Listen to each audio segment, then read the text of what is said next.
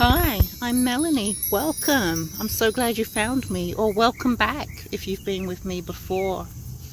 So, if you don't know me already, I'm here as someone that has gone through a very profound spiritual awakening a couple of years ago. And today, this is bringing me forward to what I want to talk about: channeling spirits, and what it means personally for me, and what it has personally meant my whole life.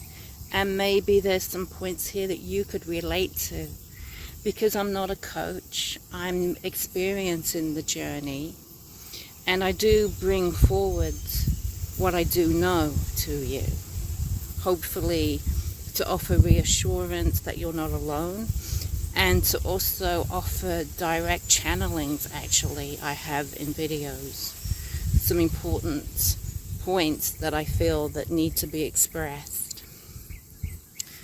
So, before my spiritual awakening, from maybe a teenager onwards, I have wavered from anything between having faith in spiritualism to being an atheist, to having faith, to being an atheist, all of the spectrum and somewhere in between, all the way through a couple of years ago to when I underwent a spiritual awakening and I was not an atheist and I no longer had faith. I actually knew and I felt, and I knew what I felt, and you can't unfeel that, and you can't unknown that. It's an instinctual feeling I now know I have on the mechanics of the universe. Being able to articulate that, I could do 2,000,001 videos. I'll never be able to articulate what I know and what I feel. Here I am trying how the consciousness is and what it feels like to be the consciousness is. No. It's something that you do know, but you don't know, but you do know, but you don't know. There's enough videos out there, right, that tries to articulate this. So, why am I bringing channeling into this? Well, here's my interesting observation. I had gone through a spiritual awakening a couple of years ago, and so I have learned to be in touch with my intuition. I've even learned that I've actually been in touch with it my whole life. I've learned that to be psychic doesn't mean that I'm getting on with my life and a vision of a person or a ghost appears before me. If that ever happens to anyone, it's my understanding that that's very rare, but that's not for me to say one way or the other. I've learned to put labels on what I thought was just weird for me. I've learned that there's such a thing as clairsentience, clairaudience. I do believe actually I have all the clairs, give or take. No more than you. I believe that everybody has all the clairs. Just some have been a little bit more profound, and some have shown themselves. I don't want to say uninvited, but I didn't have to put any conscious effort. They just sort of happened. Definitely invited from a soul's point of view, but from Melanie's point of view, whoa. So my ego stepped in. My ego has stepped in actually for the past year by offering tarot readings, because I'm like, oh, okay, all right, I'm a channeler, I can help people, and this is true. This is very true, says the ego, and I do believe it to be true anyway. But what's happening is there's almost like a forcefulness to it. Like if you book a reading with me, then I must have all the answers there for you, because I'm highly intuitive and that I have this ability that I can help you with. So come to me for guidance. I mean, I've never really said it and known it that way, because I do fundamentally believe that you are your own guidance, and it's your inner compass that you want to listen to. But my ego steps in and says, okay, you've come to me for a reading. I'm going to pull tarot. I'm going to interpret the cards in a beautiful way, because my ego doesn't mind telling you that I do have a knack for that. But what's happened is that my brain has cottoned on to the fact that I've had a spiritual awakening, and somehow it's interfering. It's stopped my channeling process. And this is something that I need to learn through meditation. And for decades, because I'm 50 years old now, so for the first 48 to 47, 48 years of my life, I have been channeling. My ego didn't know, so my ego wasn't in the room. And then all my profound feelings I have had over the years were more accurate. And when we go back to childhood, from day one of my earliest memories, there was nothing to even think about, because you don't think when you're 2 years old. You think you do. No, you don't. You're just surrounded by the universe. You are the universe. You're surrounded by the universe. I suppose I'm fortunate enough to have these memories that far back. That, okay, human form, bird form, spiritual form, animal form, angelic form. A form is a form is a form. And I think a child intuitively knows that, and then of course grows out of it. And I don't want to say I have a quest in my mind to get back to that, because that's not going to help either, because saying I have a quest is still my brain trying to interject. So this is really my way of saying is, yes, you are intuitive, and yes, you can channel, and you do channel all the time, but you don't realize it, or maybe you do. And you're trying to take this information and you're trying to run to the hills, and then you're trying to connect, and now you are calling yourself a spiritual person. You are calling yourself, you're giving yourself that label, when that's all it is. It's a label. You can't put a label on the universe. I mean, other than universe. You can't put a label on what is, because we are living in the now. And when you can understand that, and maybe learn the meditation techniques, which I'm working on, to clear that space, so that you can almost, what I refer to as becoming hollow. I'm still me, I'm still Melanie, but I need to be hollow in order to be a channel, in order to be the musical instruments. You know, I've said before that I love playing the guitar, so let me use this as an example. I'm the guitar string. It's spirit that needs to know what note to hit and when to hit and how long for that note to resonate. But it would need me, I suppose, or anyone, every single 8 billion of us on this earth, for my own point here, to be that guitar string, to interpret and to bring resonance, and to be able to put it into a 3D solid form, and by that I mean words and actions, and to bring it through to our 3D world, our 3D matrix that is very divine. It's part of the same universe, we're just on different frequencies, but it's what we need to do to bring it forward. So as usual, I'm going to ask, I hope this makes sense. Let me know in the comments. So to that, I do want to talk about dreams. I've had wild and wacky dreams. I'm sorry that I put my finger over the lens there. I've had wild and wacky dreams my whole life, full of rich symbolism.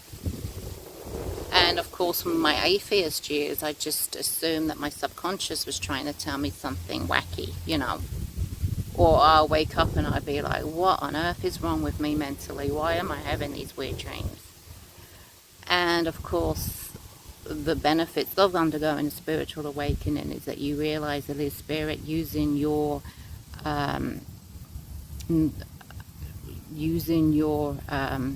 dreams to communicate. I was going to say knowledge of symbolism, but I don't have an extensive, Melanie does not have a brain full of all these possible symbolic meanings. Yet when you have a dream and they're shown to you and then you look up the symbolism, they are uncannily like resonant of what's going on with your life. And I have a theory. I think I know why this might be. You know, I once saw a YouTube video a couple of years ago of someone touching on the fact that spirit uses the symbolism that we know through our life to show us, because they can't use words, text, and not they can use numbers. They use numbers with me all the time, and actually, to be fair, they use text. But in dream worlds, they're showing you the symbolism to show you what you need to learn and to open your eyes on what they want you to see. Or in my case, it's often what my own soul and my own higher self wants me to see. Not just my case. I definitely think that's for everybody. But they do want us, to see something, right? So the theory is that it's drawing on a whole bank of symbolism. I think it's the other way around. I think spirit has been granting us the symbolism. For example, a very common and famous one might be the bird or the crow. The crow is said to represent our higher self. They fly so high that they look at things from a higher perspective. Or the water. The water is famously here to tell us about our emotions. Is the water clear? Is the water murky? Is the water fast and rapid? Is it still? It's all here to show us and represent to us what's going on with our emotions. And I think from day one in human evolution, it's spirit teaching us what the symbolism is. It's not spirit saying, okay, in the human language, they're using the sun as a metaphor for enlightenment. So I'm going to show, and sunflowers too, I'm going to show Melanie sunflowers to show her that, yes, that's her guiding star. She's going in the right spot. When really, it's been, spirit is showing humanity, this is what the sun means, this is what the star means, this is what the sunflower means. And collectively, this intuitive knowing, because it will come through as an intuitive knowing, and it did from day one, from the onset of human evolution, it came through. This was always spirit showing us the language of the universe. It's the language of the universe. We come to develop our human consciousness and interpreted it as we're developing creativity, and we are. It's our creative outlets too, right? I know I'm rambling here, but our egos took it on board as something that we kind of came up with. And I felt for a while now, I feel this strongly, that it's featured in this video and I get to say it on my platform, that no, it's the other way around. It's the other way around. So to get back to dreams real quick before I end this. So think of the weirdest dreams you've had. Your ego has never been involved. You've been observing you being you. You know, it's like, that's why you can get these unfiltered, cool images come through. And I suppose through meditation, that's the state that you want to get to. That's the state I want to get into. I'm not a guru. This is states that I hope to achieve. I've just come to an understanding of what it is that's going on. But that doesn't mean the human vessel is ready. I'm just feeling like I'm being kick-started here by the divine to be pointed in a direction.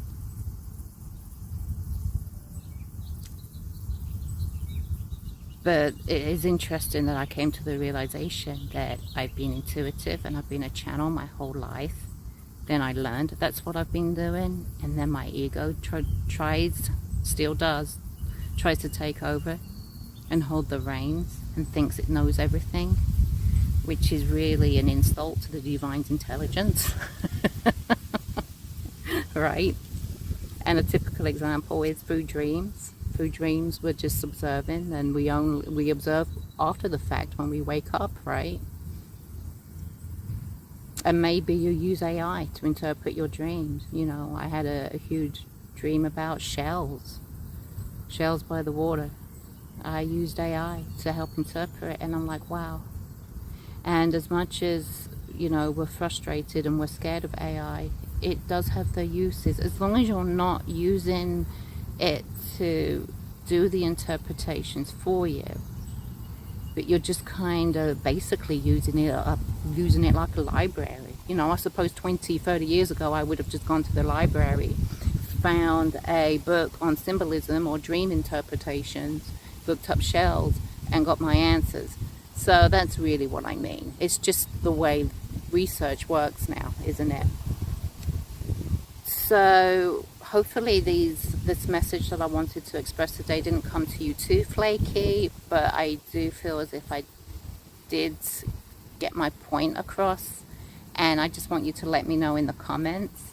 And as you can see, this is a really young channel. It's only about a month old, maybe a bit more, I don't know. I'm just trying to remember what month it is. I just know it's summer because it's hot. July. So your support means the world to me, especially if you're here right now. It means you've made it to the end, and for that I'm always going to be grateful for you. It's support in any way you're called to. I would love it if you would subscribe, help raise the numbers, and of course like and interact and comment. You don't have to agree with everything I have to say. I'm still going to believe what I believe, but that's why I'm here. But I do like to listen. I do like to have my eyes opened to things I might be missing. Because I've learned that I am always missing something. I'm always missing the point, and the ego likes to take over and thinks it knows everything. And that's not how it works. It's the other way around. So again, I thank you for being here, and until next time, take care. Bye-bye.